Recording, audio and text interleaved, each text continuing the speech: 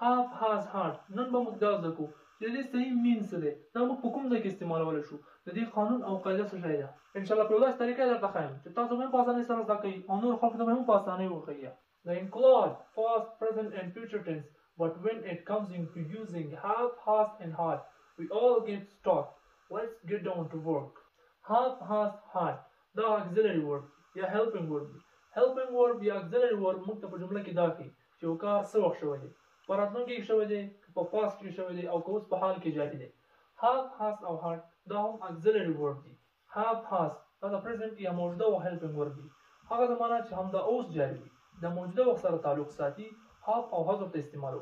have د ډیرو لپاره استعمالول شي د I او ډیرو خبره چې سي have استعمالو او د singular subject لپاره موږ has استعمالو لکه example I have, you have, they have, we have یعنی د یو او ډیرو خبره چې سي have استعمالو او د یو څخه د کمو خبره چې د singular subject he, she, it یعنی all singular subject لپاره موږ has استعمالو د plural subject لپاره have او د singular subject لپاره has استعمالو.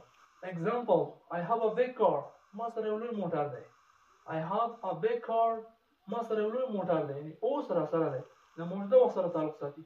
یو بل example they have lots of money هغوی سره ډېرې پیسې دي یعنی هغوی ډېرې پیسو خاوندان دي اوس دي که نه اوس موجوده وخت سره تعلق ساتي نو ځکه مو have ورته راوړی ده. They have lots of money هغوی سره ډېرې پیسې دي.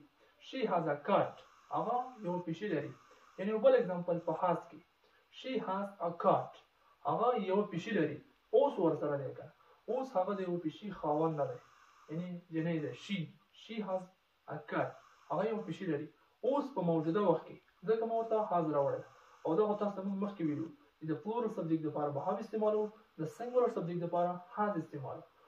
Rahul has many friends راهول ډیر ملګري لري یعنی راهول د یو کس نوم دی او ته وایې چې هغه ډېرو ملګرو خاوند دی یعنی ډېر ملګري هغه سره دي.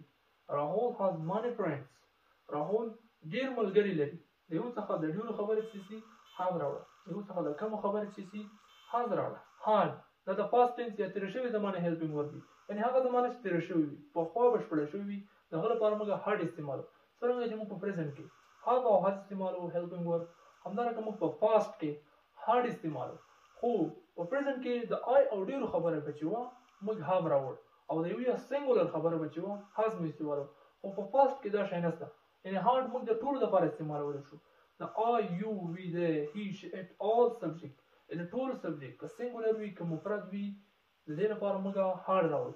لکه مثال example sentence I had, you had, we had, they had, it had, she had, he had یعنی د ټولو subject لپاره که یو وي که ډیر وي یعنی څومره چې وي د ټولو لپاره موږ had استعمالو. Example I had a phone ما سره یو موبایل و پخوا ورسره کوم کار چې په تېر شوي وخت کې مکمل شوی وي سر ته رسېدلی وي د دې لپاره موږ had استعمالو. I had a phone ما سره یو موبایل و. He had a computer هغه سره یو کمپیوټر و. He had a computer دغه سره یو کمپیوټر و یعنی هغه د یو کمپیوټر خاوند و پخوا و که نه هغه زمانه چې تېره شوی وي پخوا وي کوم کار چې په past کې بشپړ شوی وي د دې لپاره موږ had استعمالو. Pay attention have, has, had دا auxiliary word دی یا helping word دی د present لپاره هغه زمانه چې همدا اوس جاري وي د موجوده وخت سره تعلق ساتي دې زمانې لپاره موږ have, has استعمالو. د past د تېر شوي وخت لپاره موږ had راوړو. په present کې د I او ډېرو خبرې چې سي have راوړو او د singular subject خبرې چې سي بیا has راوړو. Example I have, you have, we have, they have یعنی د I او ډېرو لپاره have راوړو د singular subject لپاره it has, she has, he has.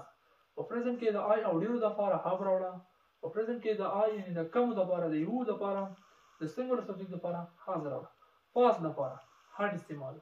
had د ټولو subject لپاره استعمالولی شو. I, you, we, they, he, she, it all subject خو په past کې had راوړو. امید کوم چې تاسو به have, has او had پېژندلي وي. دا د انګلیش ژبې ګریمر یعنی بنیادي ګریمر څومره چې د یو څه بنیاد strong وي قوي وي همدومره یو ښایسته بلډینګ جوړېږي. څومره چې تاسو د انګلیش ژبې د انګلیش زده کولو بنیاد strong وي همدومره به ستاسو انګلیش بهتر وي. که غواړئ چې د انګلیش بنیاد مو strong کړئ یعنې بنیادي زده کړې وکړئ نو زموږ د یوټیوب چینل او فیسبوک پیج تاسو سره مرسته کوي چې ستاسو د انګلیش ژبې بنیاد بالکل strong شي. که که غواړئ چې د نورو ویډیوګانو لپاره موږ سره پاتې شئ همدا اوس موږ فالو او سبسکرایب کړئ